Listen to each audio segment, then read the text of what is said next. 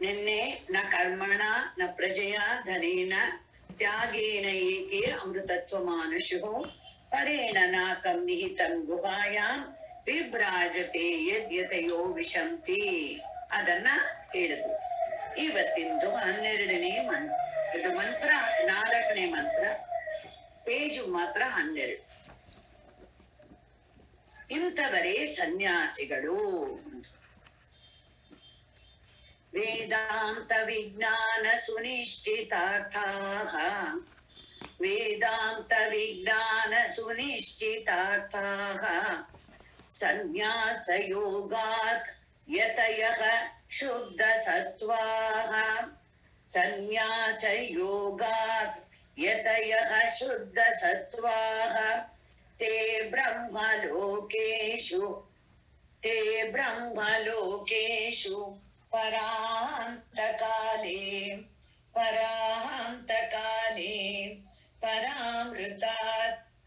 ಪರಾಮೃತಾತ್ ಪರಿಮುಚ್ಯಂತಿ ಸರ್ವೇ.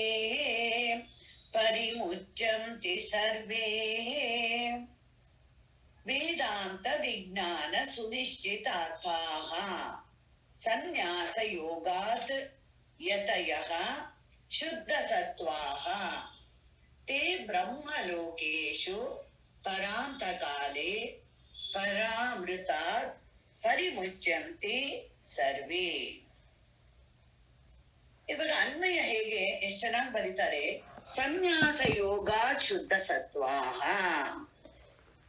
ಈ ಸನ್ಯಾಸ ಯೋಗ ಅನ್ನುವ ಸಾಧನೆಯಿಂದ ಯಾರು ಪ್ರಯತ್ನ ಮಾಡ್ತಾರೋ ಅಂತ ಮನುಷ್ಯರು ಏನಾಗುತ್ತಾರೆ?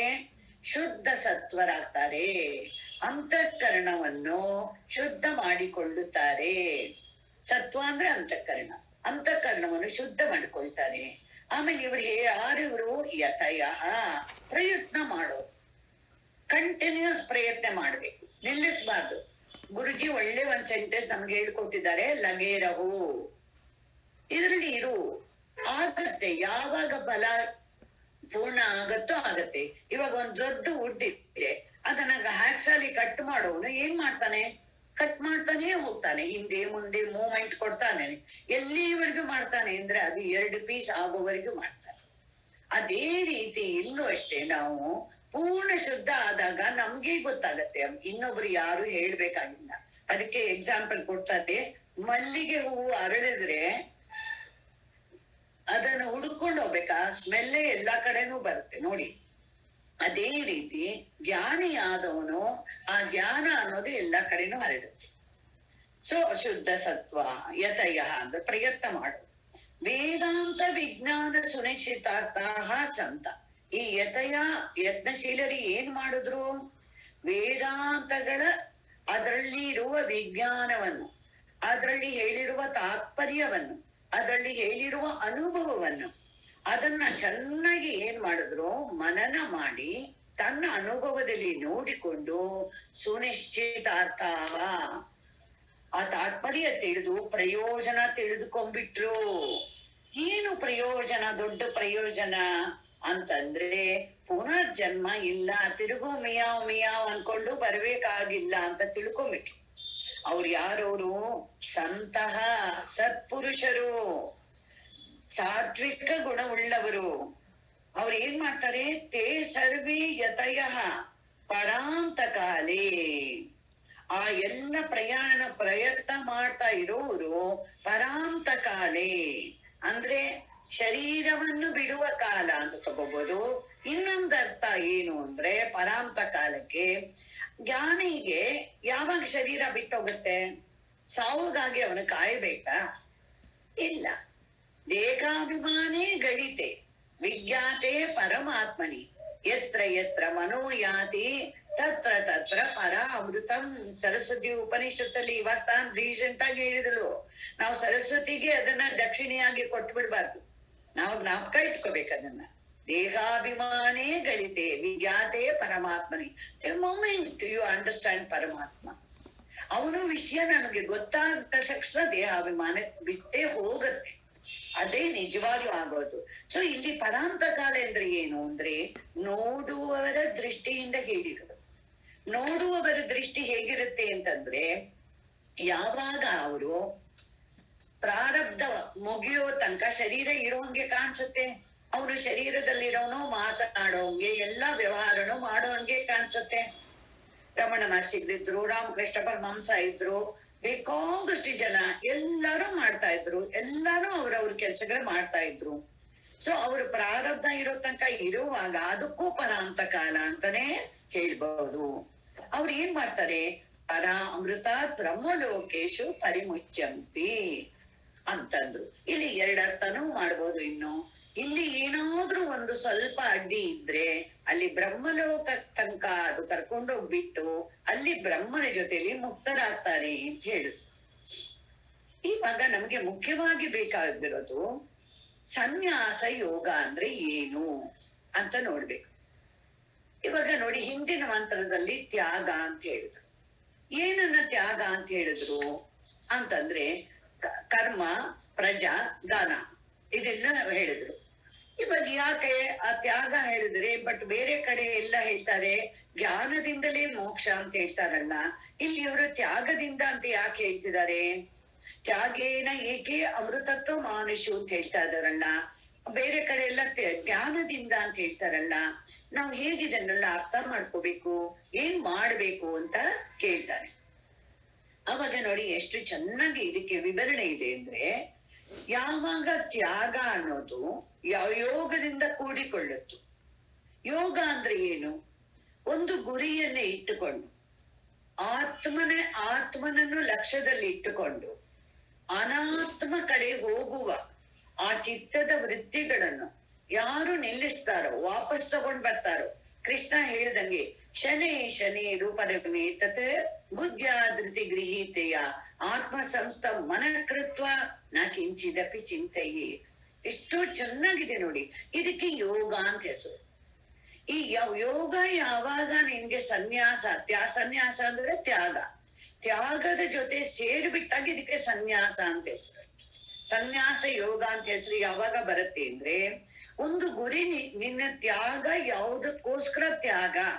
ಎಷ್ಟೋ ಜನ ಎಲ್ಲರ ಮನೆಗಳಲ್ಲೂ ಆಗೋದು, ಕೋಪದಿಂದ ಏನಾಗತ್ತೆ, ಆಭರಣಗಳೆಲ್ಲ ತ್ಯಾಗ ಮಾಡ್ತಾರೆ. ಬೇರೆ ಒಂದೇ ಡ್ರೆಸ್ ಹಾಕೊಂಡ್ಬಿಡ್ತೀನಿ, ಬೇಡ ನನಗೆ ಡಿಫ್ರೆಂಟ್ ಸ್ಯಾರೀಸು ಇಷ್ಟ ಇಲ್ಲ ಅಂತ ಹೇಳ್ತಾರೆ.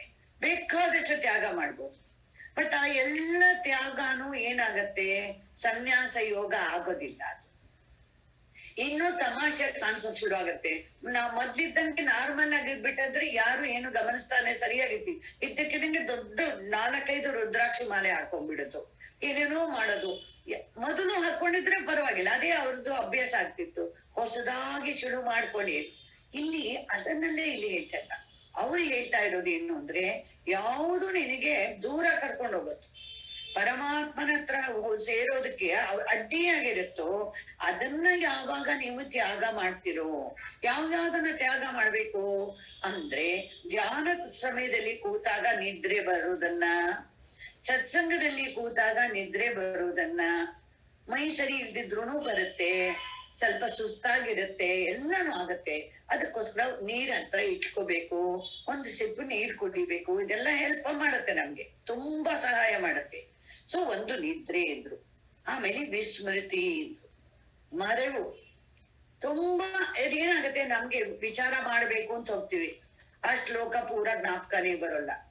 ಏನ್ ಹೇಳಿದಾರೆ ಮಾಂಡವ್ಯ ಉಪನಿಷದಲ್ಲಿ, ಇದು ನಿದ್ರೆ ಸುಷುಪ್ತಿಗೆ ಏನ್ ಹೇಳಿದಾರೆ, ಮಂತ್ರನೇ ಜ್ಞಾಪಕ ಬರ್ತಿಲ್ವಲ್ಲ. ಆಮೇಲೆ ಸ್ವಲ್ಪ ಬಂತು, ಎತ್ರ ಸುಪ್ತೋನ ಕಂಚನ ಕಾಮಂ ಕಾಮಯತೆ ಬಂತು. ಆಮೇಲೆ ಎಷ್ಟೊಳಗ್ ಮರ್ತೋಯ್ತು. ಯಾಕೆ ಹೀಗೆಲ್ಲ ಆಗತ್ತೆ ಅಂತನ್ನುವಾಗ ಏನಾಗತ್ತೆ, ಸರಿಯಾಗಿ ನಾವು ಅರ್ಥ ಮಾಡ್ಕೊಂಡಿಲ್ಲ. ಯಾಕೆ ನಾನ್ ನೋಡ್ದಂಗೆ ಸುಬ್ರಾಯ ಶರ್ಮರಿಗೆ ಎಲ್ಲ ಶ್ಲೋಕನು ಅರ್ಥ ಅಷ್ಟ್ ಚೆನ್ನಾಗಿ ಗೊತ್ತಿರೋದ್ರಿಂದ ಅವರಿಗೆ ಮರೆಯೋದೇ ಇಲ್ಲ. ಅವರು ಹೇಗೆ ಅವರು ಎಷ್ಟು ಅರ್ಥದಿಂದ ಕೂಡಿಕೊಂಡು ಕಲ್ತಿರೋದ್ರಿಂದ. ಸೊ ಇದನ್ನ ವಿಸ್ಮೃತಿನೂ ನಾವು ತಪ್ಪಿಸ್ಕೋಬೇಕು. ಆಮೇಲೆ ಎಲ್ಲದಕ್ಕಿಂತ ಮುಖ್ಯವಾದದ್ದು ತಪ್ಪು ನಿಶ್ಚಯ. ನಾನು ಶರೀರ. ಅದಕ್ಕೆ ಇವತ್ತು ಬಹಳ ಚೆನ್ನಾಗಿತ್ತು, ಡಿಸ್ಕಷನ್ ಆಗ್ತಿತ್ತು. ಸ್ವಧರ್ಮ ಪರಧರ್ಮ. ಸ್ವಧರ್ಮ ಅಂದ್ರೆ ಏನು, ಪರಧರ್ಮ ಅಂದ್ರೆ ಏನು? ತುಂಬಾ ಲೋಯರ್ ಆಗಿ ತಗೊಂಡ್ರೆ ಸ್ವಧರ್ಮ ಅಂದ್ರೆ ಮಾನವ ಧರ್ಮ. ನಾವೆಲ್ಲ ಮನುಷ್ಯರು ತಾನೆ. ನಾವು ಪರಧರ್ಮ ಚೆನ್ನಾಗಿದೆ ಅಂತ ಪಶುವಾಗಿ ನಾನು ಇರ್ತೀನಿ, ಒಂಥರ ಹಿಪ್ಪಿ ಕಲ್ಚರ್ ತರ ಫ್ರೀ ಆಗಿರ್ತೀನಿ, ಯಾವಾಗಂದ್ರ ಅದು ಅಂತ ಪಶುದಲ್ವಾ. ಪಶುಗಳಿಗೆ ಏನಾಗುತ್ತೆ, ಯಾವುದು ಒಂದು ರೂಲ್ ಇಲ್ಲ, ಆ ತರ ನಾನು ಇರ್ತೀನಿ ಅಂದ್ರೆ ಅದು ಪರಧರ್ಮ. ಅದು ಒಂದು ಲೆವೆಲ್. ಅಲ್ಲಿಂದ ಪಶು ವೃತ್ತಿಯಿಂದ ನಾವು ಮಾನವನಾಗಬೇಕು. ಮಾನವನಾಗ್ಬಿಟ್ರೆ ಏನಾಗುತ್ತೆ, ಯಾವಾಗ್ಲೂ ಪದಾರ್ಥವಾಗಿ ಇರ್ತೀವಿ, ಇನ್ನೊಬ್ಬರಿಗೆ ಅಧೀನವಾಗಿಯೇ ಇರ್ತೀವಿ. ನಾವು ಸ್ವತಂತ್ರ ಆಗೋದು ಯಾವತ್ತು? ಸೊ ನಾವ್ ಏನ್ ಮಾಡ್ವಿ, ಇಲ್ಲ ಬೇಕು, ಅದು ತುಂಬಾ ಚೆನ್ನಾಗಿದೆ, ಶಾಸ್ತ್ರಕ್ಕೆ ಅಧೀನವಾಗಿರ್ಬೇಕು, ಗುರುವಿಗೆ ಅಧೀನವಾಗಿರ್ಬೇಕು, ಈಶ್ವರನಿಗೆ ಅಧೀನವಾಗಿರ್ಬೇಕು, ಎಲ್ಲ ಮಾಡ್ತಾ ಮಾಡ್ತಾ ದಾಸೋಹಂ ಹೇಳ್ತಾ ಹೇಳ್ತಾ ಏನಾಗ್ಬೇಕು, ಸೋಹಂ ಆಗ್ಬಿಡ್ಬೇಕು. ಸೋಹಂ ಅನ್ನೋದು ನಮ್ಮ ಧರ್ಮ, ಬೇರೆ ಎಲ್ಲನೂ ಪರಧರ್ಮ.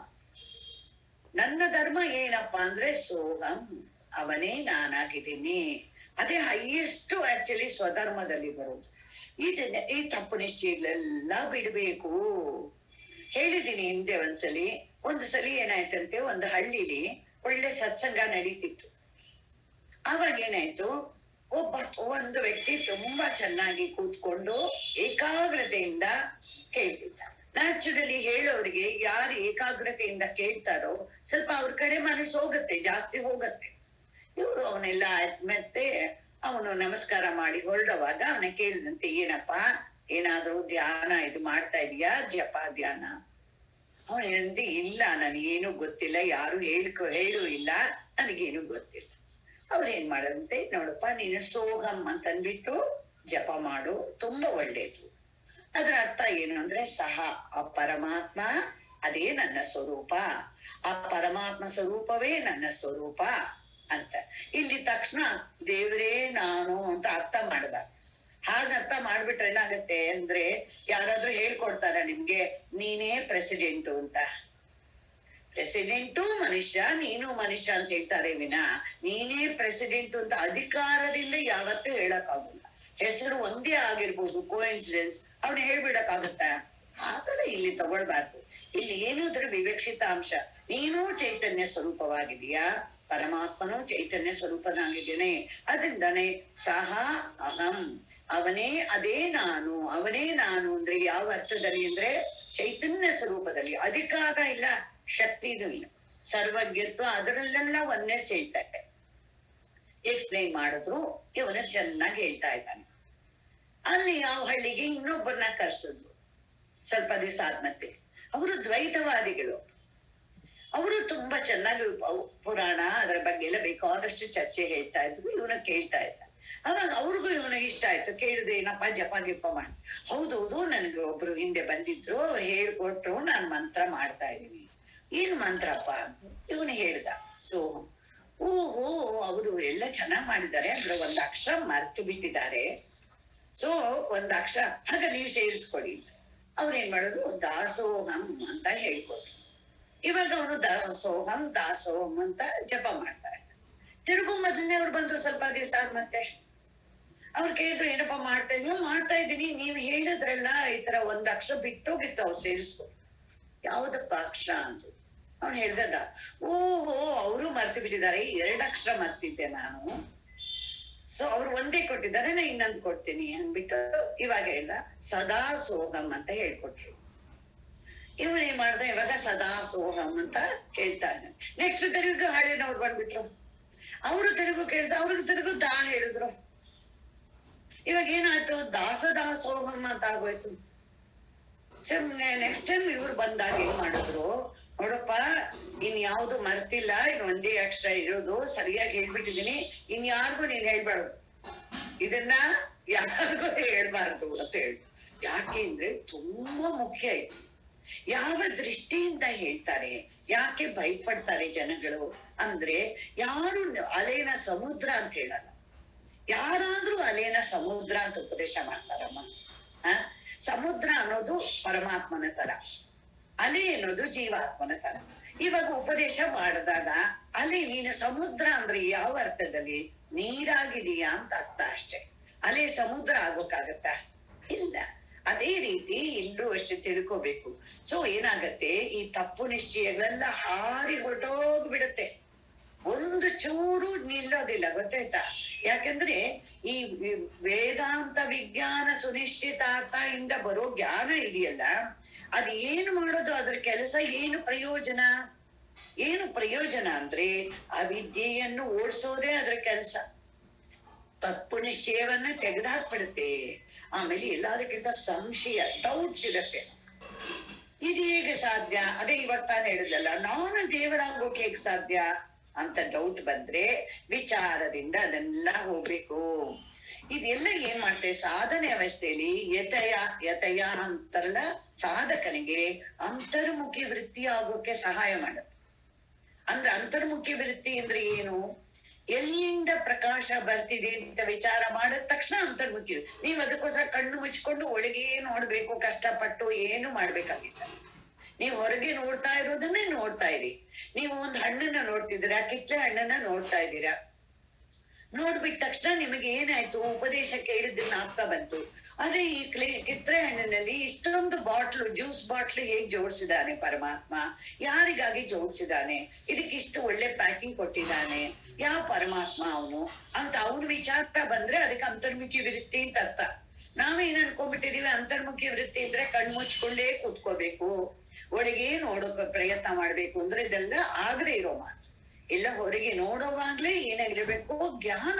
ಆ ಒಳಗೇನೆ ಇರೋನ ಜ್ಞಾನ ತುಂಬಾ ಮುಖ್ಯ. ನಾವು ಏನೇನೇ ಹೊರಗಡೆ ದೃಶ್ಯವನ್ನ ನೋಡಿದ್ರೆ ಆ ದೃಶ್ಯವನ್ನು ಬೆಳಗುವವನಿದಾನಲ್ಲ, ಒನ್ ಹೂ ಇಸ್ ಗಿವಿಂಗ್ ಚೈತನ್ಯ ಪ್ರಕಾಶ ಎಲ್ಲದಕ್ಕೂ, ಅವನನ್ನ ನೀವು ನೋಡಿದಾಗ ಅದಕ್ಕೆ ಅಂತರ್ಮುಖಿ ವೃತ್ತಿ ಅಂತ ಹೆಸರು. ಇದರಿಂದಲೇ ನಮಗೆ ಏನಾಗತ್ತೆ? ಅವಿದ್ಯಾ ನಿವೃತ್ತಿ ಆಗತ್ತೆ. ಅಹಂ ಬ್ರಹ್ಮಾಸ್ಮಿ ಅಂತ ತತ್ವಮಸಿ ಅಂತ ಉಪದೇಶ ಆಯ್ತು. ಆ ಉಪದೇಶ ಆಗುವಾಗ ಏನ್ ಮಾಡ್ತಾನೆ ಇವನು? ವಿಚಾರ ಮಾಡ್ತಾನೆ. ವಿಚಾರ ಮಾಡಿ ಇವನು ಖಂಡಿತ ಪುನರ್ಜನ್ಮವನ್ನು ಹೊಂದದೆ ಪರಮಾತ್ಮನಲ್ಲಿ ಒಂದಾಗ್ತಾನೆ ಅಂತ. ಇವನ್ನೇ ಸನ್ಯಾಸಿ ಅಂದ್ರು. ತ್ಯಾಗ ಯಾವಾಗ ಯೋಗದಿಂದ ಕೂಡುತ್ತೋ ಆವಾಗ ಸನ್ಯಾಸಿ. ಅದು ಯಾವ ರೂಪದಲ್ಲಿದ್ರು ಅವರು ಸನ್ಯಾಸಿಗಳೇ, ಅದು ಮಾತ್ರ ನಿಜ. ಆಮೇಲೆ ಯಾವಾಗ್ಲೂ ಒಂದು ಮಾತು ಜ್ಞಾಪಕ ಇಟ್ಕೋಬೇಕು, ಇನ್ನೊಬ್ರು ಏನ್ ಮಾಡ್ತಾರೆ ಅಂತ ನಾವು ಥಿಂಕ್ ಮಾಡೋಕ್ಕಿಂತ ಜಾಸ್ತಿಯಾಗಿ ನಾನು ಏನ್ ಮಾಡ್ಬೇಕು. ಗುರುಜಿ ಹೇಳಿದ್ರು, ಒಂದು ಫ್ಯಾಮಿಲಿನಲ್ಲಿ 10 ಜನ ಇದ್ದಾರೆ, 8 ಜನ ಇದ್ದಾರೆ, ಅಥವಾ 4 ಜನ ಇದ್ದಾರೆ. ಪ್ರತಿಯೊಬ್ರು what should be my contribution ಅಂತ ತಿಳ್ಕೋಬೇಕು. ಅದು ಫಸ್ಟ್ ಅವ್ರು ಮಾಡ್ಬೇಕಾದ ಕೆಲ್ಸ. ಹಾಗೆ ಮಾಡ್ತಾ ಇದ್ರೆ ಖಂಡಿತ ಪರಿವಾರದಲ್ಲಿ ಯಾವ ಪ್ರಾಬ್ಲಮು ಇಲ್ಲ, ಖಂಡಿತ. ಇವತ್ತು ನನಗೆ ಒಬ್ರು ಫೀಡ್ಬ್ಯಾಕ್ ಕೊಟ್ರು, ನನಗೆ ಬಹಳ ಖುಷಿ ಆಯ್ತು. ನೀವು ಭೂಮಾ ವಿದ್ಯೆಯಲ್ಲಿ ಒಂದು ವಿಷಯ ಹೇಳಿದ್ರಿ, ದೊಡ್ಡವ್ರನ್ನ ಕೇಳ್ಬೇಕು ಅಂತ. ನಾನ್ ರಿಪೆಂಟ್ ಮಾಡ್ತಾ ಇದ್ದೀನಿ. ನಮ್ಮಲ್ಲಿ ದೊಡ್ಡವರಿದ್ರು, ನಾನ್ ಕೇಳ್ದೆ ಹೋಗ್ಬಿಟ್ಟೆ. ಕೇಳಿದ್ರೆ ಎಷ್ಟು ವಿಷಯ ಗೊತ್ತಿರ್ತಿತ್ತು ನಮ್ಗೆ. ಅವ್ರು ತುಂಬಾ ವಿದ್ವಾಂಸರು, ನಾವು ಕೇಳಲಿಲ್ಲ ನೋಡಿ. ಅಟ್ಲೀಸ್ಟ್ ಇವಾಗ್ಲಾದ್ರೂ ಅಷ್ಟು ಬುದ್ಧಿ ಬಂದಿದ್ಯಲ್ಲ, ನನಗ್ ಬಹಳ ಸಂತೋಷ ಆಯ್ತು. ಅಷ್ಟೇ, ನೆನ್ನೆ ತನಕ ಏನ್ ಮಾಡಿದ್ವಿ ಬೇಡ, ಇವಾಗ ಏನ್ ಮಾಡ್ಬೇಕು ಅಂತ ಮುಂದಕ್ಕೆ ಹೋಗೋಣ. ಇವಾಗ ಆತ್ಮನನ್ನು ಚಿಂತನೆ ಮಾಡುವ ಕ್ರಮ ತುಂಬಾ ಇದು ಬಹಳ ಚೆನ್ನಾಗಿದೆ.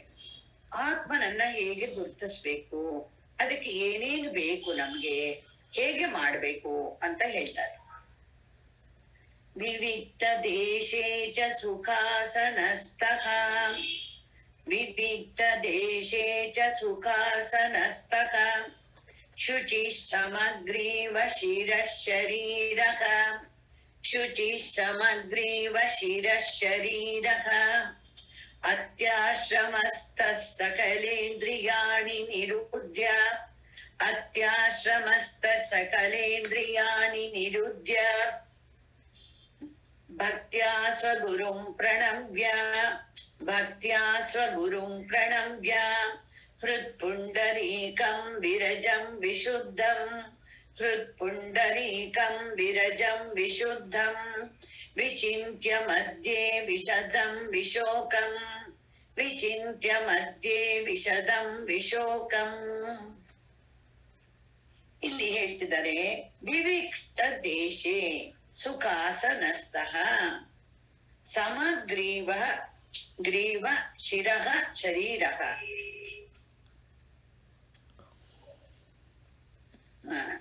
ಅತ್ಯಾಶ್ರಮಸ್ಥಃ ಸಕಲೇಂದ್ರಿಯಾಣಿ ನಿರುದ್ಯ, ಭಕ್ತ್ಯಾ ಸ್ವಗುರುಂ ಪ್ರಣಮ್ಯ ಹೃತ್ ಪುಂಡರೀಕಂ ವಿರಜಂ ವಿಶುದ್ಧಂ ವಿಚಿಂತ್ಯ ಮಧ್ಯೆ ವಿಶದಂ ವಿಶೋಕಂ. ಇಲ್ಲಿ ಕೊನೆ 2-3 ಲೈನು ಅನ್ವಯ ಚೆನ್ನಾಗಿ ಬರ್ಕೋಬೇಕು, ತುಂಬಾ ಮುಖ್ಯ. ವಿವಿಕ್ತ ದೇಶ, ಮತ್ತು ಇವಾಗ ಏನಾಯ್ತು, ಪರಮಾತ್ಮನನ್ನ ಚಿಂತನೆ ಮಾಡುವ ಕ್ರಮ ಹೇಗೆ ಅಂದ್ರೆ ವಿವಿಕ್ತ ದೇಶೇ ಸುಖಾಸನಸ್ಥಃ. ವಿವಿಕ್ತ ದೇಶ ಅಂದ್ರೆ ಏನು? ಏಕಾಂತದ ಪ್ರದೇಶದಲ್ಲಿ, ಏಕಾಂತದಲ್ಲಿ. ಏಕಾಂತ ಎಲ್ಲಿ? ಮೊದಲು ನಿಮ್ಮ ಹೊರಗೆ ಯಾರು ಡಿಸ್ಟರ್ಬೆನ್ಸು ಮಾಡದೆ, ಅಡ್ಡಿ ಇಲ್ಲದಿರೋ. ಯಾರಾದ್ರೂ ನೀವು ರೂಮಲ್ಲಿ ಕೂತಾಗ ಲೈಟ್ ಆಫ್ ಮಾಡಿ ಆನ್ ಮಾಡ್ತಾ ಇರೋದು ಅಲ್ವಾ, ಇನ್ನೇನಾದ್ರೂ ಬೇರೆ ಸಾಮಾನ್ಯದಿಂದ ಎಳೆಯೋದು, ಶಬ್ದ ಇರ್ಬೋದು, ಸ್ವಲ್ಪ ಅದು ಅವಾಯ್ಡ್ ಮಾಡೋಕಾದ್ರೆ, ಅದು ಇಲ್ಲದು ಒಂದು ಪುಟ್ಟ ಬಾಲ್ಕನಿ ಇದ್ರೂ ಪರವಾಗಿಲ್ಲ. ಎಲ್ಲಿ ಯಾರ್ದು ಏನೋ ಸಾಮಾನ್ ಇಟ್ಟಿಲ್ವೋ ಸೆಲೆಕ್ಟ್ ಮಾಡ್ಕೊಂಡ್ಬಿಡ್ಬೇಕು ಆ ಜಾಗನ. ಯಾಕೆಂದ್ರೆ ಅವಾಗ ಯಾರು ಮನೆಯೆಲ್ಲ ಫ್ರೀ ಆಗಿರುತ್ತೆ, ಓಡಾಡ್ಕೋತಾರೆ, ಅಲ್ಲಿಗೆ ಮಾತ್ರ ಹೋಗಿ ಕೂತ್ಕೊಂಡ್ಬಿಡ್ಬೇಕು. ಅವ್ರಿಗೆ ಆತರ ಆದಷ್ಟು ಟ್ರೈ ಮಾಡ್ಬೇಕು ಒಂದು ಜಾಗ. ಸುಖಾಸನಸ್ಥಃ, ಯಾವ ಒಂದು ಪಾಶ್ಚರ್ ಅಲ್ಲಿ ಸ್ಟ್ರೈಟ್ ಆಗಿ ಕೂತ್ಕೊಂಡಾಗ ನಮಗೆ ಬದಲಾಯಿಸ್ಬೇಕಾಗಿಲ್ವೋ, ಅಟ್ ಲೀಸ್ಟ್ ಮಿನಿಮಮ್ 45 ಮಿನಿಟ್ಸ್. ಅದಕ್ಕೆ ಏನ್ ಹೇಳಿದ್ರು? ಸುಖಾಸನಸ್ಥಃ ಅಂದ್ರೆ ಅವ್ರವ್ರ ಕೆಪಾಸಿಟಿ. ಕೆಳಗೆ ಕೂತ್ಕೊಳ್ಳೋಕಾದವರು ಕೆಳಗೆ ಕೂತ್ಕೋಬಹುದು, ಪದ್ಮಾಸನದ ಮೇಲೆ, ಸುಖಾಸನದ ಮೇಲೆ, ವಜ್ರಾಸನದಲ್ಲಿ, ಅವ್ರವ್ರ ಕೆಪಾಸಿಟಿ. ಒಟ್ಟಲ್ಲಿ ಅವ್ರು ಕೂತಾಗ ಅವ್ರಿಗೆ ಹೇಗಿರ್ಬೇಕು? ಅಲ್ಲಿ ನೋವು ಇಲ್ಲಿ ನೋವು ಅಂತ ಇರಬಾರ್ದು ಅಷ್ಟೆ. ಆಮೇಲೆ ಹೇಳಿದ್ರು ಸಮಗ್ರೀವ ಶಿರ ಶರೀರ. ಗ್ರೀವ ಅಂದ್ರೆ ಕತ್ತು, ಶಿರ ಅಂದ್ರೆ ತಲೆ, ಶರೀರ, ಇದು 3 ಹೇಗಿರ್ಬೇಕು? ಒಂದೇ ಸ್ಟ್ರೈಟ್ ಆಗಿರ್ಬೇಕು. ನೆಕ್ಸ್ಟ್ ಶುಚಿ. ಯಾವುದೋ ವಾಸನೆ ಇರೋ ಬಟ್ಟೆ ಹಾಕೊಂಡ್ಬಿಡೋದು. ಒಂದೊಂದ್ಸಲಿ ಏನಾಗುತ್ತೆ, ರಾತ್ರಿ ಕೈ ನೋವು, ವಯಸ್ಸಾದವ್ರಿಗೆ ಕಾಲ್ ನೋವು ಅನ್ನುವಾಗ ಒಂದ್ ಕಡೆ ಅಮೃತಾಂಜನ ಹಚ್ಕೋತಾರೆ, ಇನ್ನೊಂದ್ ಕಡೆ ಇನ್ನೊಂದು ಯಾವ್ದೋ ತೈಲ ಹಚ್ಕೋತಾರೆ, ಎಲ್ಲಾನು ಇರುತ್ತೆ, ಸ್ಮೆಲ್ ಇರುತ್ತೆ, ಕರೆಕ್ಟ್. ಆದ್ರೆ ಸ್ವಲ್ಪ ಯಾವ್ದು ಸ್ಟ್ರಾಂಗ್ ಸ್ಮೆಲ್ ಇಲ್ದಿರೋಂಗೆ ಸ್ವಲ್ಪ ನೋಡ್ಕೋಬೇಕು. ಯಾಕಂದ್ರೆ ಬೆಟರ್ ಅವಾಗ ಆಲ್ವೇಸ್ ಒಳ್ಳೇದು. ಆವಾಗ ಹೇಳುದು ಶುಚಿ, ಹೊರಗಡೆ ಶುಚಿ. ಒಳಗಡೆ ಶುಚಿ ಯಾವುದು? ಅದು ತುಂಬಾ ಮುಖ್ಯ ಅಲ್ವಾ? ಒಳಗಡೆ ಶುಚಿ ಏನು? ಬೇರೆ ಎಲ್ಲ ಆದಷ್ಟು ನಿಮ್ಮ ಸಂಸ್ಕಾರದಿಂದ ಬರ್ತಾ ಇದೆಯಲ್ಲ, ಅದನ್ನೆಲ್ಲ ಅವಾಯ್ಡ್ ಮಾಡ್ತಾ ಇರ್ಬೇಕು. ಅದಕ್ಕೆ ಶುಚಿ ಅಂತ ಹೆಸರು, ಹೊರಗಡೆ ಒಳಗೆ. ಆಮೇಲೆ ಅತ್ಯಾಶ್ರಮಸ್ಥ ಸನ್ ಅಂತ. ಇಲ್ಲಿ ಅತ್ಯಾಶ್ರಮಸ್ಥ ಸನ್ ಅಂತಂದ್ರೆ ಎಲ್ಲದ್ರಿಂದಲೂ ಹಿಂದೆ ಬಂದು, ಸ್ವಲ್ಪ ಸಾಕ್ಷಿ ಭಾವದಲ್ಲಿ ಬಂತು, ಸ್ವಲ್ಪ ತ್ಯಾಗ ಭಾವನೆಯಿಂದ ಬಂತು. ಅಟ್ಲೀಸ್ಟ್ ಧ್ಯಾನ ಮಾಡೋವಾಗ ಪೋಸ್ಟ್ಪೋನ್ ಮಾಡ್ಬೇಕು. ಏನಾದ್ರೂ ಒಂದು ಯೋಚನೆ ಬಂತು, ಏನೋ ಕೇಳಿದ್, ಆಮೇಲೆ ಆಮೇಲೆ ಆಮೇಲೆ ಅದನ್ನಾದ್ರೂ ಹೇಳ್ಬೇಕು. ಆಮೇಲೆ ಮಾಡ್ತೀನಿ, ಆಮೇಲೆ ನೋಡೋಣ. ಸದ್ಯಕ್ಕೆ ಇವಾಗ ಯಾವುದು? ಅದಕ್ಕೆ ಅತ್ಯಾಶ್ರಮಸ್ಥ ಸನ್ ಅಂದ್ರು. ಇಲ್ಲಿ ಇವನು ಏನೋ ಇದಾಗ್ಬೇಕು ಅಂತ ಅಲ್ಲ, ಒಳ್ಳೆ ಅನಾತ್ಮ ಇದೆ, ಅಧ್ಯಾತ್ಮ ಸಾಧಕವನ್ನು ಹೇಗಿರ್ಬೇಕು? ಸಕಲೇಂದ್ರಿಯಾಣಿ ನಿರುದ್ಯ. ಎಲ್ಲ ಇಂದ್ರಿಯಗಳು ಏನಾಗಿರ್ಬೇಕು ಇವಾಗ? ಸಹಾಯಕವಾಗಿರ್ಬೇಕು. ಹೇಗೆ ಪೆನ್ಸಿಲ್ ನಲ್ಲಿ ಲೆಡ್ಡು ನಿಮಗೆ ಬರೆಯೋದಕ್ಕೆ ಸಹಾಯಕವಾಗಿದೆಯೋ ಹಾಗಿರ್ಬೇಕು. ಆಲ್ ದ ಥಾಟ್ಸ್ ಏನೇನಿದೆಯೋ ನಿಮ್ಮ ಅಂತಃಕರಣದಲ್ಲಿರೋ ಎಲ್ಲ ವೃತ್ತಿಗಳಿಗೂ ಪರಮಾತ್ಮನ ಹತ್ರ ನಿಮ್ಮನ್ನ ಕರ್ಕೊಂಡು ಹೋಗೋಕೆ ಸಹಾಯಕವಾಗಿರ್ಬೇಕು. ಅದಕ್ಕೆ ನಿರುದ್ಯ ಅಂತ ಹೆಸರು. ಸುಮ್ನೆ ನಿಲ್ಲಿಸ್ಬಿಡೋದಲ್ಲ ಎಲ್ಲವನ್ನು. ಡ್ಯಾಮ್ ಹಾಗೆ ಕಟ್ಬಿಟ್ಟು ನಿಲ್ಲಿಸ್ಬಿಟ್ರೆ ನದಿನ, ವೆನ್ ರಿವರ್ ಇಸ್ ಫ್ಲೋಯಿಂಗ್, ನೀವು ಒಂದು ಡ್ಯಾಮ್ ಕಟ್ಬಿಟ್ರೆ ಅದು ಹೊಡ್ಕೊಂಡ್ ಬಂದ್ಬಿಡುತ್ತೆ. ಅದಕ್ಕೆ ಔಟ್ಲೆಟ್ ಇಡ್ತೀರೋ ಇಲ್ವೋ, ಹೇಗೆ ಉಪಯೋಗಿಸ್ಕೋಬಹುದು ನೋಡಿ. ಅದೇ ರೀತಿ ಇಲ್ಲೂ ನಿರುದ್ಯ. ಅವ ಸ್ವಾಮೀಜಿ ಬಹಳ ಚೆನ್ನಾಗಿ ಹೇಳಿದ್ರು ನೋಡಿ. ಮೇಲಿಂದ ಶಿವನ ಸಮುದ್ರನೋ ಅಲ್ಲಿ ನೀರು ಬೀಳ್ತಾ ಇದೆ, ಅದನ್ನ ನೀವೇನು ತಪ್ಸೋಕಾಗತ್ತಾ? ಹಿಡಿಯೋಕಾಗತ್ತಾ? ಏನ್ ಮಾಡಕ್ಕಾಗತ್ತೆ? ಆದ್ರೆ ಅದನ್ನ ಉಪಯೋಗಿಸ್ಕೋಬೋದಲ್ಲ, ಆ ಫೋರ್ಸ್ ನ ಉಪಯೋಗಿಸ್ಕೋಬೋದಲ್ಲ. ನೋಡಿ, ಎಲೆಕ್ಟ್ರಿಸಿಟಿ ಹಾಗೆ ತಾನೇ ಮಾಡಿ ಕಂಡುಹಿಡಿದ್ರು. ಹಾಗೆ ಇಲ್ಲೂ ಅಷ್ಟೇ ನಮ್ಮ ವೃತ್ತಿಗಳನ್ನೆಲ್ಲ ನಿಲ್ಲಿಸ್ಬೇಕಾಗಿಲ್ಲ, ಅದನ್ನೆಲ್ಲ ಒನ್ ಪಾಯಿಂಟೆಡ್ ಆಗಿ ಮಾಡ್ಕೋಬೇಕು. ಆಮೇಲೆ ಇದಕ್ಕೆ ನಿಮಗೆ ಯಾರ ಕೃಪೆ ಬೇಕು ಅಂದ್ರೆ ನಿಮ್ಮ ಗುರುವಿನ ಕೃಪೆ ಬೇಕು. ಸ್ವಗುರುಂ ಪ್ರಣಮ್ಯ. ನಿಮ್ಮ ಗುರುವನ್ನು ಮನಸಾರೆ ಧ್ಯಾನಿಸಬೇಕು. ಅವ್ರು ಕೊಟ್ಟಿರೋ ಗೈಡೆನ್ಸ್ ಎಲ್ಲ ನಾಗ್ತಾ ಇರ್ಬೇಕು. ಅವ್ರು ಯಾವಾಗ್ಲೂ ಏನ್ ಹೇಳ್ತಾರೆ? ನಿನಗೆ ಯಾರ ವಿಷಯದಲ್ಲೂ ಯಾವ ವಿಷಯದಲ್ಲೂ ಘೃಣ ಬೇಡಪ್ಪ, ಅವರ್ಷನ್ ಬೇಡ, ಇಟ್ ಡಸಂಟ್ ಹೆಲ್ಪ್ ಯು. ಭೂಮಾ ವಿದ್ಯೆಯಲ್ಲಿ ಏನ್ ಮಾಡ್ತಾ ಇದ್ದಾರೆ ನೋಡಿ. ಭೂಮಾ ವಿದ್ಯೆ ಟೀಚಿಂಗ್ ಹೇಗೆ, ನನಗಂತೂ ಅದೇ ಜ್ಞಾಪಕ ಬರುತ್ತು. ಗುರು ಹೇಳಿದಂತೆ ಶಿಷ್ಯನಿಗೆ, ಒಂದು ಕೈಯಲ್ಲಿ ಕಿತ್ಲೆ ಹಣ್ಣಿತ್ತು, ಇನ್ನೊಂದು ಕೈಯಲ್ಲಿ ರಸ ಇತ್ತು. ಅವನ್ ಕೇಳಿದಂತೆ ಶಿಷ್ಯನಿಗೆ, ಏನಪ್ಪಾ ಅಂತ. ಅವನಿಗೆ ಎರಡೂ ಒಂದೇ ಗುರುಗಳೇ, ಕಿತ್ಲೆ ಹಣ್ಣು ಅದರ ರಸ. ಇಲ್ಲಪ್ಪ, ಏನೋ ವ್ಯತ್ಯಾಸ ಇದೆ, ವಿಚಾರ ಮಾಡಿ ಹೇಳು ಅಂತ. ಅವಾಗ ವಿಚಾರ ಮಾಡ್ಬಿಟ್ಟು ಹೇಳಿದಂತೆ ಬುದ್ಧವಂತ. ಏನ್ ಹೇಳ್ದ? ಹಾ ಹೌದು ಗುರುಗಳೇ, ಹಣ್ಣಿನಲ್ಲಿ ಇನ್ನೂ ತೆಗೆದಾಕೋ ಅಂಶ ಇದೆ, ಬೇಡದಿರೋ ಅಂಶ ಇದೆ.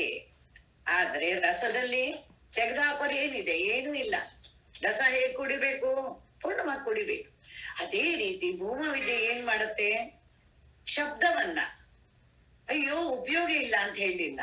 ಏನ್ ಹೇಳ್ತು? ಶಬ್ದವನ್ನ, ಅಯ್ಯೋ ಶಬ್ದವನ್ನ ಬ್ರಹ್ಮ ಅಂತ ಉಪಾಸನೆ ಮಾಡು, ಬಹಳ ನಿನಗೆ ಚೆನ್ನಾಗಿದೆ, ನಿನ್ನ ಅಟಿಟ್ಯೂಡ್ ಸರಿ ಮಾಡ್ಕೋ ಶಬ್ದದ ಬಗ್ಗೆ. ಶಬ್ದದಿಂದಲೇ ಪ್ರಪಂಚ, ಶಬ್ದದಿಂದಲೇ ಎಲ್ಲ ನೀ ಕಲ್ತಿರೋದು. ಆ ಶಬ್ದವನ್ನು ಬ್ರಹ್ಮ ಅಂತ ಉಪಾಸನೆ ಮಾಡು. ಹೇಗೆ ಯೂಸ್ ಮಾಡ್ಬೇಕೋ, ಎಷ್ಟು ಯೂಸ್ ಮಾಡ್ಬೇಕೋ ಹಾಗೆ ಯೂಸ್ ಮಾಡಿದ್ರೆ ಆ ಶಬ್ದಕ್ಕೆ ಎಷ್ಟು ಶಕ್ತಿ ಇದೆ ನೋಡು. ಆ ಶಬ್ದ ಯಾವ್ದ್ರ ಅಧೀನದಲ್ಲಿದೆ? ವಾಣಿಯ ಅಧೀನದಲ್ಲಿದೆ. ನಿನ್ನ ವಾಣಿಯನ್ನ ಚೆನ್ನಾಗಿ ಮಾಡ್ಕೋ. ಅದಕ್ಕೋಸ್ಕರ ವಾಣಿಗೆ ಟ್ರೈನಿಂಗ್ ಕೊಡು. ಎಂತ ಮಾತು ಹೇಳ್ಬೇಕು, ಹೇಗೆ ಹೇಳಿದ್ರೆ ಅರ್ಥ ಆಗತ್ತೆ, ಇನ್ನೊಬ್ಬರಿಗೂ ಸುಖಿ, ನಾನು ಸುಖಿ ಆಗಿರ್ಬೇಕು, ಆತರ ಯೋಚನೆ ಮಾಡಿ ಮಾತಾಡ್ಬೇಕು. ಈ ವಾಣಿಗೂ ಮೇಲೆ ಯಾವುದಿದೆ? ಮನಸ್ಸಿದೆ. ಸೊ ಮನಸ್ಸು ಒಂದು ಕಂಟ್ರೋಲರ್. ಆ ಮನಸ್ಸನ್ನ ಅದಕ್ಕೆ ಹೇಳ್ಬೇಕು, ನಿನಗಿರೋ ಶಕ್ತಿನ ಉಪಯೋಗಿಸು, ಈ ಇಂದ್ರಿಯಗಳನ್ನೆಲ್ಲ ಕಂಟ್ರೋಲ್ ಮಾಡು ಅಂತ ಮನಸ್ಸಿಗೆ ಒಳ್ಳೆ ಶಕ್ತಿ ಕೊಟ್ಟಿರ್ಬೇಕು. ಬಟ್ ಮನಸ್ಸಿಗೆಯೂ ಹೆಚ್ಚಿನದು ಯಾವುದಿದೆ ಅಂತಂದ್ರೆ, ಮನಸ್ಸಿಗಿಂತ ಹೆಚ್ಚಿನದು ಸಂಕಲ್ಪ. ಅದು ದೃಢ ಸಂಕಲ್ಪ ಮಾಡಿ ಮನಸ್ಸು ಅಲ್ಲಾಡೋದಿಲ್ಲ.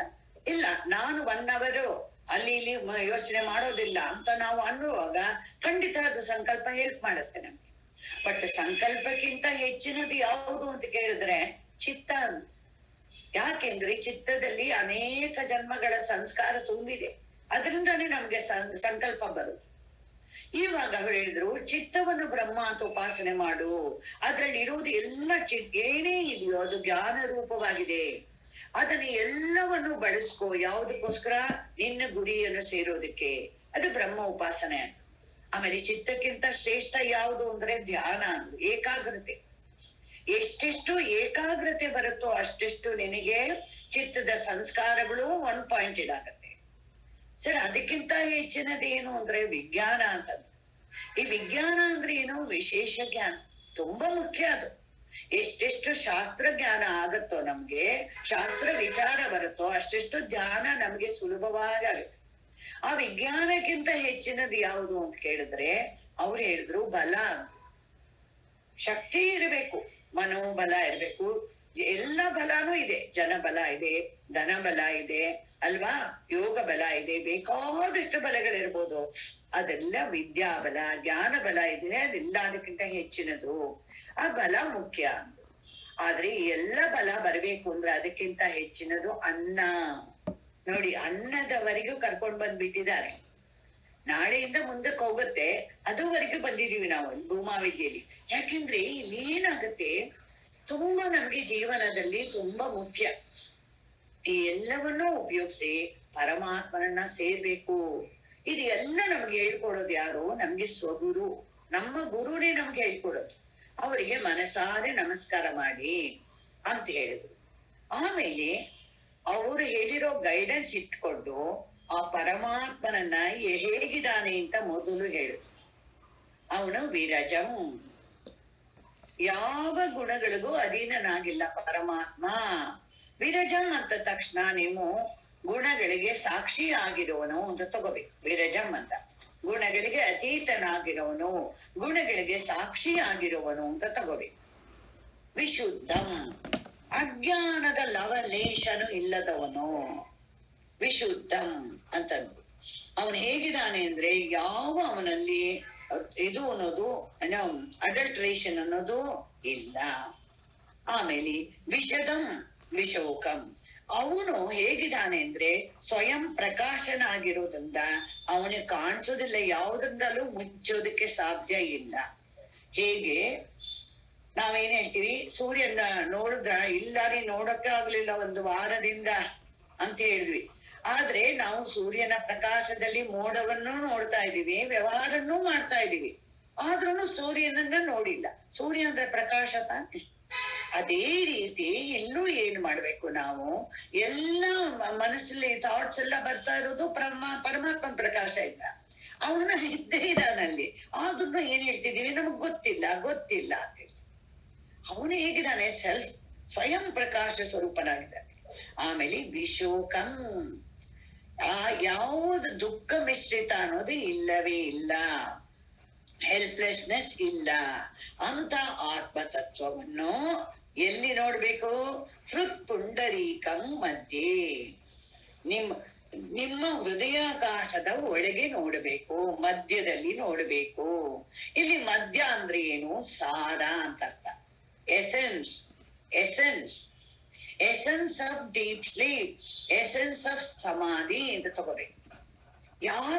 ಯಾರಿಗಾಗಿ ಎಲ್ಲ ಮಾಡ್ತಾ ಇದ್ದೀರೋ ಆ ಪರಮಾತ್ಮ, ಅದನ್ನ ಮಧ್ಯೆ ಇದ್ದಾರೆ. ಅಂತ ಆತ್ಮನನ್ನು ವಿಚಿಂತ್ಯ ಆನಂದಿ ಭವತಿ. ವಿಚಿಂತ್ಯ ಅಂದ್ರೆ ಅವನ ಬಗ್ಗೆ ಚಿಂತನೆ ಮಾಡ್ಬೇಕು. ಆವಾಗ ಏನಾಗತ್ತೆ, ಆನಂದದ ಅನುಭವ ಪರಮಾತ್ಮ ಅವನ ಹತ್ರ ಕೊಡ್ತಾನಲ್ವಾ. ಇವಾಗ ನೀವು ಒಂದು ಮುಳ್ಳುಗಿಡದ ಹತ್ರ ಹೋದ್ರೆ ಏನ್ ಸಿಗತ್ತೆ ನಿಮ್ಗೆ? ಮುಳ್ಳುಗಿಡದ ಹತ್ರ ಹೋದ್ರೆ ಮುಳ್ಳು ಸಿಗತ್ತೆ. ಸರಿ, ಹಾಗಾದ್ರೆ ದೇವರನ್ನ ಕೋಪಿಸ್ಕೋಬೇಕಾ, ಮುಳ್ಳುಗಿಡ ಯಾಕೆ ಸೃಷ್ಟಿ ಮಾಡ್ದೆ ಅಂತ? ನಾವು ಚಿಕ್ಕವರಾಗಿದ್ದಾಗ ನೋಡಿದ್ವಿ ಮುಳ್ಳುಗಿಡ ಹೇಗಿರುತ್ತೆ ಅಂದ್ರೆ ಬಹಳ ಚೆನ್ನಾಗಿರುತ್ತೆ. ಹೀಗೊಂದು ಮುಳ್ಳಿರುತ್ತೆ, ಹೀಗೊಂದು ಮುಳ್ಳಿರುತ್ತೆ, ಈ ಶೇಪಲ್ಲೆಲ್ಲ ಸಿಗತ್ತೆ. ನಾವು ಗಾಳಿಪಟ ಮಾಡ್ಬೇಕಾದ್ರೆ ಈಗ ಎಲ್ಲ ಹೊರಗಿಂದ ಏನು ಸಾಮಾನ್ ತರ್ತಿಲ್ಲ, ಒಂದ್ ಪೇಪರ್ ಒಂದೇ ಅಷ್ಟೇ ನೋಡಿ, ಅದನ್ನೇ ಮುಳ್ಳಿನೇ ಸಿಗಿಸ್ತಿದ್ವಿ, ಅಲ್ಲೇ ಬಿದ್ದಿರೋ ಕಡ್ಡಿ ತಗೊಳ್ತಿದ್ವಿ. ಹಾಗೆ ಏಕೆಂದ್ರೆ ತುಂಬಾ ಚೆನ್ನಾಗಿ. ಇವಾಗ ಮುಳ್ಳಿನ ಗಿಡ ಹುಡ್ಕೊಂಡು ಹೋಗ್ತಿಲ್ವೋ ಇಲ್ವ ನಾವು? ಬೇಕೋ ಇಲ್ವೋ? ಮುಳ್ಳು ಯಾಕೆ ಬೇಡ ಅಂತ ಮಾಡಿದಾನ ಸೃಷ್ಟಿ? ಯೋಚನೆ ಮಾಡಿದ್ದಾನೆ. ಪ್ರತಿಯೊಂದನ್ನು ಹೇಗೆ ಉಪಯೋಗಿಸ್ಬೇಕು ಅಂತ ಕಲೆ ಕಲ್ತ್ ಬಿಟ್ರೆ ನಮಗ್ ಪ್ರಾಬ್ಲಮೇ ಇಲ್ಲ. ಹಾಗೆ ನಮ್ಮ ಚಿಂತನೆ ಇರಬೇಕು ಪರಮಾತ್ಮನ ವಿಷಯದಲ್ಲಿ.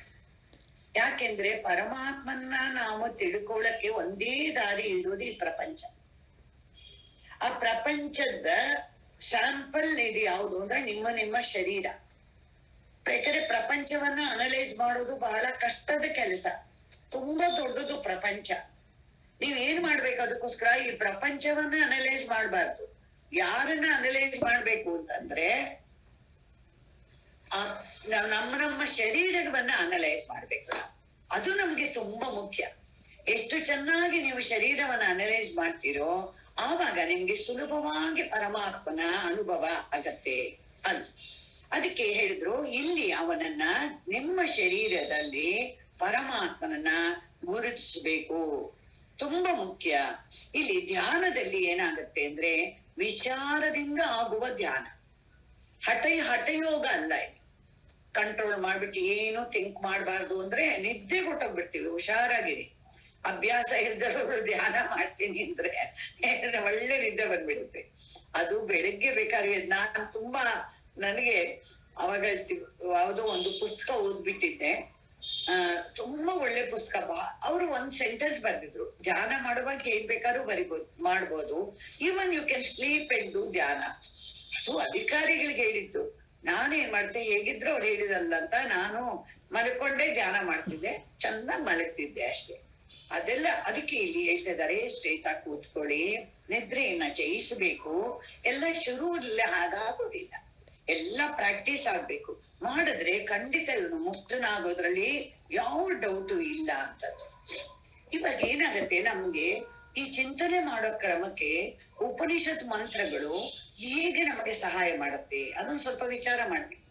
ಉಪನಿಷತ್ ಮಂತ್ರ ಇರ್ಬೋದು, ಭಗವದ್ಗೀತೆ ಇರ್ಬೋದು, ನಮಗೆ ಹೇಗೆ ಸಹಾಯ ಮಾಡುತ್ತೆ ಅಂತ. ನಮ್ಗೆ ಏನ್ ಮಾಡತ್ತೆ ಅಂದ್ರೆ, ಇವಾಗ ಯಾರ್ದೋ ಒಬ್ಬರು ಗೈಡೆನ್ಸ್ ಏನಾಯ್ತು, ಒಂದು ಹಲಸಿನ ಹಣ್ಣಿದೆ, ಹಲಸಿನ ಹಣ್ಣನ್ನ ಹೇಗೆ ಕಟ್ ಮಾಡೋದು ಕಲಿಯದೇ ಇರೋರು ಖಂಡಿತ ಕಟ್ ಮಾಡಕ್. ಸುಮ್ನೆ ಫಸ್ಟ್ ಟೈಮ್ ಇಷ್ಟ ಬಂದಂಗ್ ಮಾಡಿದ್ರೆ ಮನೆಯೆಲ್ಲ ಅಂಟು ಮಾಡ್ತಾರೆ, ಎಲ್ಲಾನು ಹಾಳು ಮಾಡ್ತಾರೆ. ಎಲ್ಲದಕ್ಕೂ ಒಂದು ಮೆಥಡ್ ಇದೆ, ಆ ಮೆಥಡ್ ಕಲಿಬೇಕು. ಅದನ್ನೇ ಇಲ್ಲಿ ಬಹಳ ಚೆನ್ನಾಗಿ ಹೇಳ್ಕೊಡ್ತಾರೆ. ಯಾಕೆಂದ್ರೆ ನಮ್ಮ ಶರೀರ 3 ಶರೀರ ಇದೆ, ಸ್ಥೂಲ ಶರೀರ, ಸೂಕ್ಷ್ಮ ಶರೀರ, ಕಾರಣ ಶರೀರ ಅಂತಿದೆ. ಕರೆಕ್ಟಾ? ಇಲ್ಲಿ ಕಾರಣ ಶರೀರ ಅಂದ್ರೆ ಏನು? ಎರಡು ಭಾಗ. ಯಾವಾಗ್ಲೂ ಒಂದು ಜ್ಞಾಪಕ ಇಟ್ಕೊಳ್ಳಿ, ನಾನು ಸ್ಥೂಲ ಶರೀರ ಅಂತಂದ್ರೆ ಅದಕ್ಕೆ ನೀವು ಹೇಗೆ ಬರೀಬೇಕು ಅಂತಂದ್ರೆ ಚೈತನ್ಯ ಮೊದಲು ಬರಿಬೇಕು. ತುಂಬಾ ಜನ ಏನ್ ಮಾಡ್ಬಿಡ್ತಾರೆ, ಸ್ಥೂಲ ಶರೀರ ಅಂದ್ರೆ ಅನ್ನಮಯ ಕೋಶ ಅಂತ ಬರೆದು ಬಿಡ್ತಾರೆ. ತುಂಬಾ ದೊಡ್ಡ ತಪ್ಪದು. ಯಾಕಂದ್ರೆ nothing can exist without the ಇರುವಿಕೆ. Whatever is existing it is only ಪರಮಾತ್ಮ. ಆ ಪರಮಾತ್ಮನಲ್ಲಿ ಸ್ಥೂಲ ಶರೀರ ತೋರುತ್ತೆ. ಸ್ಥೂಲ ಶರೀರ ಇಟ್ ಈಸ್ ನಾಟ್ ಈಸ್ ಅಂತ ಹೇಳ್ಬಾರ್ದು, ಇದೇ ಅಂತಲ್ಲ, it is seen, it appears ಅಂತಾನೆ ಬರ್ಬೇಕು. ಈ ವರ್ಲ್ಡ್ಗೂ ಅಷ್ಟೇ, ದ ಯೂನಿವರ್ಸ್ ಅಪಿಯರ್ಸ್ ಅಂತಾನೆ ಬರ್ಬೇಕು. ಸೊ ಇರುವುದು ಯಾರಪ್ಪ ಅಂದ್ರೆ ಆ ಚೈತನ್ಯ ಪ್ರಕಾಶನ ಸ್ವರೂಪನಾದ ಪರಮಾತ್ಮ. ನೀವು ಸ್ಥೂಲ ಶರೀರ ಅಂತ ಹೇಳುವಾಗ ಚೈತನ್ಯ ಪ್ಲಸ್ ಸ್ಥೂಲ ಶರೀರ, ಅದಕ್ಕೆ ಸ್ಥೂಲ ಚೈತನ್ಯನ ಸೇರಿಸ್ಬೇಕು. ಅದೇ ರೀತಿ ಸೂಕ್ಷ್ಮ ಶರೀರಕ್ಕೂ ಅಷ್ಟೇ ಚೈತನ್ಯ ಪ್ಲಸ್ ಇದು ಅಂತ ಸೇರಿಸ್ಬೇಕು. ಆಮೇಲೆ ಕಾರಣ ಶರೀರಕ್ಕೂ ಅಷ್ಟೇ ಅಜ್ಞಾನ ಪ್ಲಸ್ ಚೈತನ್ಯ. ತುಂಬಾ ಚೆನ್ನಾಗಿದೆ. ಅದನ್ನ ಮಾಡುದ ಕಲ್ತು ಬಿಟ್ರೆ ನೀವು ಹಾಗ ಅರ್ಥ ಮಾಡ್ಕೊಳ್ಳೋದು, ಆವಾಗ ಯಾವುದನ್ನ ತೆಗೆದುಹಾಕ್ಬೇಕು, ಯಾವುದನ್ನ ಗ್ರಹಿಸ್ಬೇಕು ಅಂತ ಗೊತ್ತಾಗುತ್ತೆ. ಯಾವುದು ತೋರುವುದೋ ಇದೆಯೋ ಅದನ್ನೆಲ್ಲ ಬಿಡ್ತಾ ಹೋಗ್ಬೇಕು. ಸ್ಥೂಲ ಶರೀರ ಇದು ತೋರೋದು, ಆದ್ರೆ ಅದ್ರಲ್ಲಿರೋ ಚೈತನ್ಯ ತೋರುವುದಲ್ಲ. ಇವತ್ತು ನನಗೊಂದು ಸ್ಟೂಡೆಂಟ್ ಫೀಡ್ಬ್ಯಾಕ್ ಕೊಟ್ರು, ಎಲ್ಲಾದ್ರೂ ಮಡಿಕೆ ನೋಡಿದ್ರೆ ತುಂಬಾ ಜ್ಞಾಪಕ ಬರುತ್ತೆ ಆಂಟಿ, ಇದ್ರೊಳಗೆ ಇದ್ದ ಆಕಾಶ, ಈ ಆಕಾಶ ಏನು ಆಗೋಲ್ಲ. ನೋಡು, ಬಂದೇ ಬರ್ಬೇಕು ನಮ್ಗೆ. ಹಾಗೆ ಹೇಗೆ ನೀವು ಒಂದು ಮಡಿಕೆ ನೋಡಿದ್ರೆ ಆಕಾಶದ ಜ್ಞಾಪಕ ಬರೋಕ್ ಶುರು ಆಯ್ತು, ಅದೇ ರೀತಿ ಈ ಮಡಿಕೆ ಎಲ್ಲ ನೋಡ್ದಾಗ್ಲೂ ಇದ್ರೊಳಗೆ ಚೈತನ್ಯದ ನಿಮಗೆ ಅನುಭವ ಆಗ್ಬೇಕು. ಮೂರು ಹಾಗೆ. ಸೊ ಅವಿದ್ಯೆ ಜೊತೆಲೂ ಯಾವ್ದಿದೆ? ಚೈತನ್ಯ. ಇದ್ರೆ ಅವಿದ್ಯೆ ನಿಮ್ಮ ಅನುಭವಕ್ಕೆ ಬರುವುದಿಲ್ಲ, ಅವಿದ್ಯೆ ಬರೋಕೆ ಆಗೋದಿಲ್ಲ. ಇಗ್ನರೆನ್ಸ್ ಇದೆ, ಅದಕ್ಕೆ ಅದರ ರೂಪ ಹೇಗಿದೆ? ತಪ್ಪು ನಿಶ್ಚಯ. ತಪ್ಪು ತಿಳುವಳಿಕೆಗೆ ಅವಿದ್ಯೆ ಅಂತಾನೆ ಹೆಸರು. ಜ್ಞಾನ ಇಲ್ಲ ಅಂತಲ್ಲ, ಅದಕ್ಕೆ ವಿದ್ಯೆ ಅನ್ನೋದಿದೆ, ಬಟ್ ವಿದ್ಯೆ ಅನ್ನೋದು ಸರಿಯಾಗಿಲ್ಲ ಅಷ್ಟೇ. ಆದ್ರಿಂದ ಏನಾಗುತ್ತೆ, ಇದನ್ನೆಲ್ಲ ಯಾಕೆ ಶರೀರ ಅಂದ್ರು ಅಂದ್ರೆ ಬ್ರಹ್ಮ ವಿದ್ಯೆಯಿಂದ ಇದು ಮೂರು ಹೋಗತ್ತೆ, ಖಂಡಿತ ಹೋಗತ್ತೆ. ಯಾವ ಬ್ರಹ್ಮ ವಿದ್ಯೆ ಯಾವಾಗ ಬಂತು ಅವಾಗ ಅದಕ್ಕೋಸ್ಕರ ಉಪನಿಷತ್ತಿನಲ್ಲಿ ತಾತ್ಪರ್ಯ ಏನಪ್ಪಾ ಅಂತಂದ್ರೆ, ಈ ಬ್ರಹ್ಮ ವಿದ್ಯೆಯನ್ನ ನಮಗೆ ತಂದು ಅಂತಃಕರಣದಲ್ಲಿ ಸ್ಫುರಣೆ. ಇದಕ್ಕೆ ಸೂಕ್ಷ್ಮ ಶರೀರ ಬೇಕು, ಸ್ಥೂಲ ಶರೀರ ಬೇಕು, ಎಲ್ಲ ಇರುವಾಗ್ಲೇ ನೀವು ಮಾಡ್ಬೇಕು. ಯಾವಾಗ ಈ ಶರೀರದಲ್ಲಿ ಇದೀವೋ ಆವಾಗ್ಲೇ ನಮ್ಮ ಪ್ರಯತ್ನ ಆಗ್ಲೇಬೇಕು. ಮುಂದೆ ನಾನು ನೆಕ್ಸ್ಟ್ ಮಂತ್ರ ನೋಡೋಣ.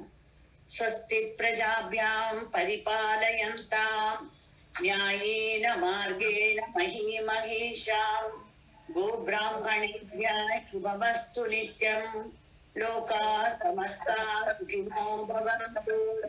ಲೋಕಾ ಸಮಸ್ತಾ ಸುಖಿನೋ ಭವಂತು.